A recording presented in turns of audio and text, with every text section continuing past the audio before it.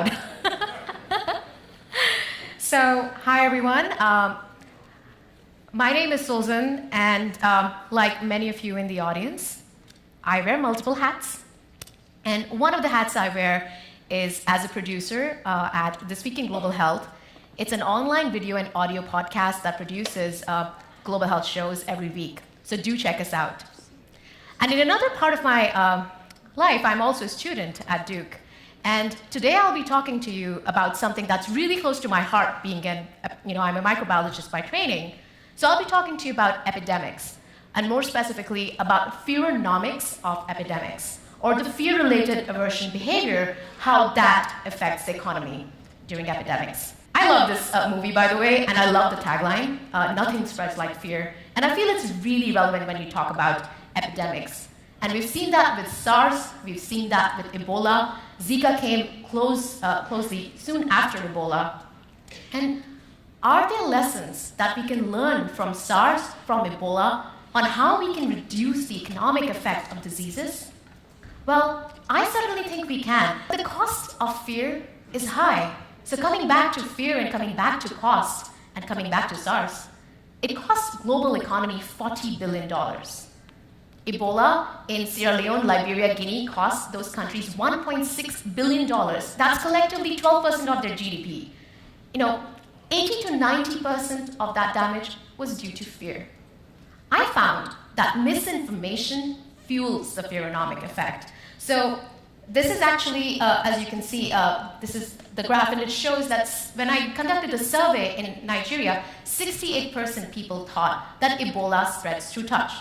Wrong. It does not spread through touch. 28% thought Ebola spreads through pork. Wrong. It does not spread through pork. 23% thought you could get it through air. Well, guess what? Wrong again. And when I asked them, how did they source this information? Well, 71% said they got it through social media. Now, I love social media, and I'm sure so do all of you.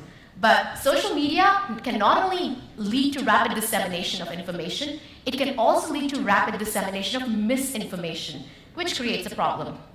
I basically describe Fearonomic effect as the effect of direct and indirect misinformation and aversion behavior, which is compounded by perception of disease that's given out by media. There's a knowledge gap if it's a new disease or a new disease in a particular region.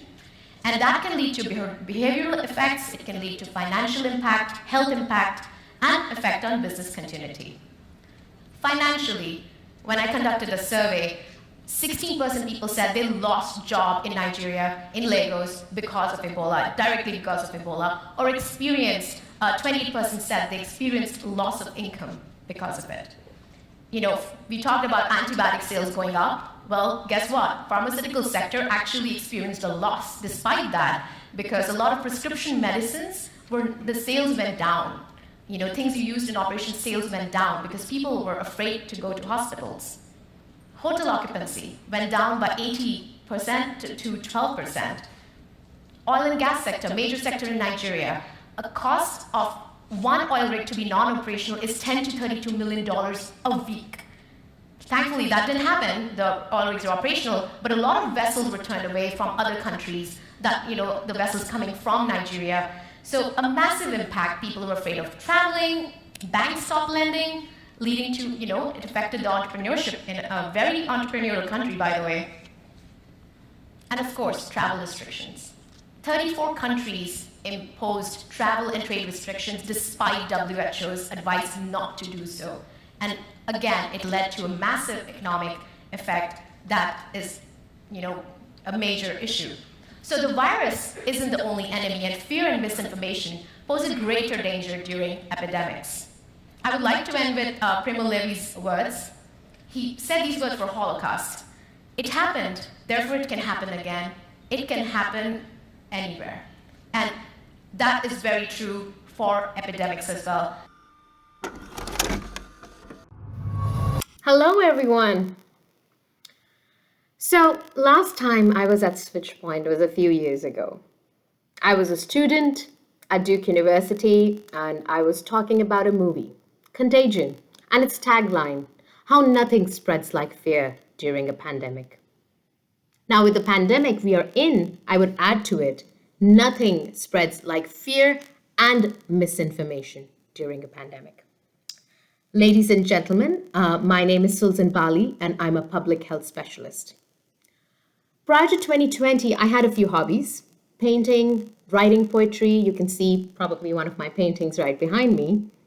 But like many others, my life has been completely upended by the pandemic. Last time I was at SwitchPoint, I had talked about the upcoming Olympic Games in Brazil and how the fear of Zika virus was stopping people from traveling to Latin America. Today, Tokyo Olympics has been postponed. We are all social distancing at home, working from home, and even conferencing at home. Now, at the time, I had recently wrapped up my study in Nigeria looking at the Fearonomic effects of Ebola on the private sector, the direct and indirect economic effects of misinformation and fear-induced aversion behavior during an epidemic. Flash forward to now, what I feared could happen did happen. The 2020 COVID-19 pandemic has brought the global economy to a halt. Since my last time at SwitchPoint, I've continued to work on epidemics and preparedness. I graduated from Duke University and joined the World Bank, where I've been working very closely to support countries on financing preparedness and supporting response to other epidemics, including Ebola, Lassa fever, and now the more recent COVID-19 pandemic. As I reflect to what I knew then and now, my experience working at the intersection of preparedness and response in the last few years, a few things come to my mind that I'd like to share with you. Last time I was here, I was trying to make a case that epidemics are costly. Nobody would even question that today.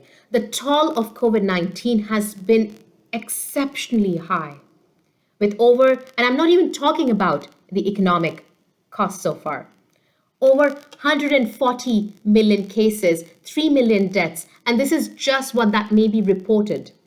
Excess deaths and seroprevalence studies indicate that these numbers might just be the tip of the iceberg and may be severely underreported, especially in low-income countries. As per estimates, 120 million people have been pushed into poverty in 2020, and global poverty levels could rise to 140 to 160 million this year. We've seen a global loss of 12 trillion US dollars is projected for 2020 and 2021 due to the pandemic. Last time that I was here, I was talking about the changes in behavior due to fear in a pandemic or an epidemic. And we saw that firsthand with COVID-19 as people hoarded toilet papers, sanitizers. We saw its ugly side as well, the stigma of COVID-19, the attack on doctors, the attack on people from certain countries and certain parts of the world, as well as the challenges of behavior change when it came to compliance of public health measures such as wearing masks and social distancing. Last time I was here, I mentioned about the disruption of essential services. And COVID-19 indeed has disrupted routine essential health services across the world, with substantial disruptions in routine vaccinations for newborn kids and babies.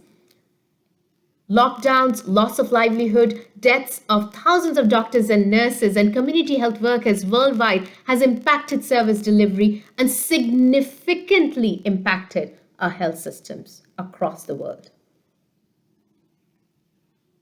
In my previous talk, I had talked about misinformation, how social media and information vacuum during an epidemic could derail the response. It has been one of the single biggest problems we face during this pandemic. Misinformation and overabundance of information has led to a rise of infodemics, which has impacted compliance, fueled stigma, rumors that the disease is an elite disease or VIP disease, risk-promoting behaviors such as people drinking bleach, sodium hypochlorite, and most importantly, vaccine hesitancy. Despite having effective vaccines, we are facing the constant challenge regarding vaccine hesitancy due to misinformation and disinformation. We need to change that.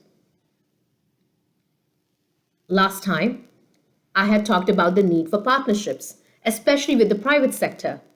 Now, COVID-19 has really facilitated this engagement, and we have seen some exceptional collaboration across sectors, disciplines, fields, and even countries. From sharing of sequence and making it open source, which could accelerate development of diagnostics and vaccines for COVID-19, to the pharma sector really stepping up to accelerate the vaccine development, to efforts of private sector in strengthening delivery, to the efforts of private sector in supporting public trust.